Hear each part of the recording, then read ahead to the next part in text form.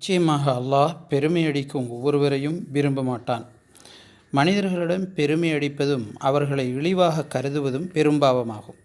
அல்லாஹுவுக்காக பணிவுடன் இருப்பதும் பெருமைப்படுவதிலிருந்து எச்சரிக்கையாக இருப்பதும் கடமையாகும். அல்லாஹுவின் தூதர் ஸல்லல்லாஹு அலைஹி வஸல்லம் அவர்களிடம் ஒரு மனிதர், அல்லாஹுவின் தூதர் அவர்களே, ஒரு மனிதர் தன் ஆடை அழகாக இருக்க வேண்டும், செருப்பு அழகாக இருக்க வேண்டும் என விரும்புகிறார். இது பெருமையாகுமா என கேட்டார். அதற்கு நபி ஸல்லல்லாஹு அலைஹி வஸல்லம் அவர்கள், இல்லை, அல்லாஹ் அழகானவன், அவன் அழகையே விரும்புகின்றான்.